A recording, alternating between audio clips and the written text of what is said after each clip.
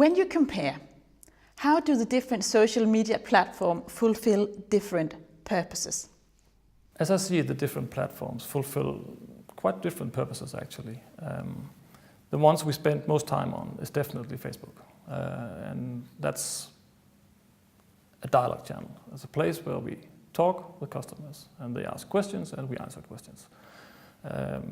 Sometimes we get a lot, sometimes we don't, but that's the channel we use most time on.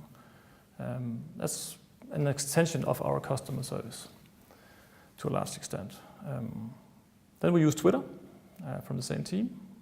To some degree, they also, let's say, extend the customer service part into Twitter, but we also use it for a news channel. Our analysts use Twitter as well for pushing, let's say, the latest news within their field. That could be macroeconomics, that could be smaller stuff. So that's very much regarded with our team as a news channel.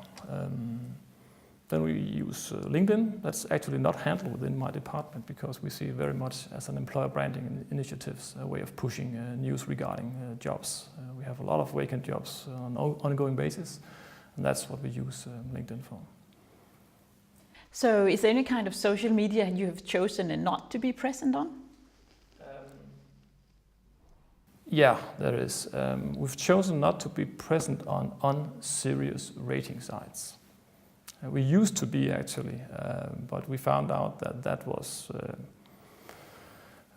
by unserious I mean sites that don't, let's say, check the quality of the ratings.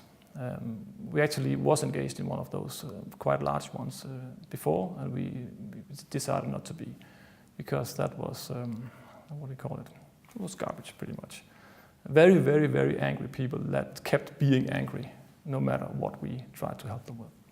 So we decided not to be present there. You mentioned your department early on.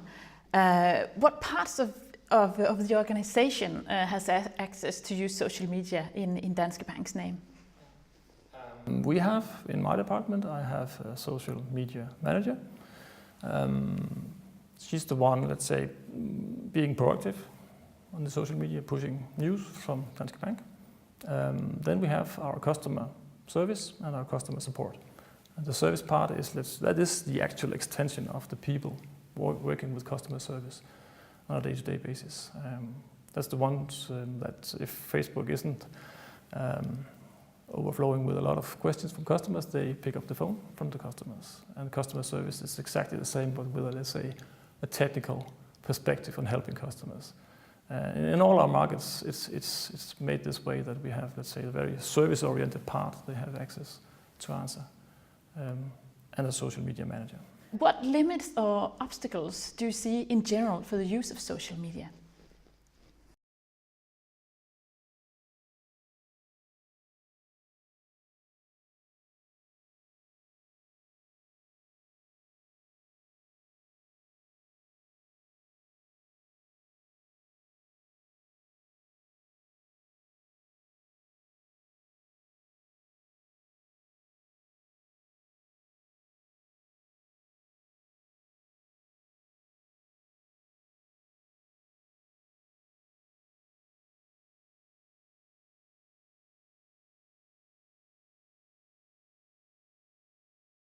What could happen if you tried that too much? We had a launch of the customer program in Denmark, which caused a little more than 10,000 posts on our Facebook wall within the first week. That could be an example of something. What kind of post was it? People that had misunderstood some of the core messages of the program, and people that were not satisfied with the way the program was made. People that wanted to hear more, combined with all the stuff that's going on anyway in terms of both service and support. So that was very tough questions and a very tough period answering that many posts.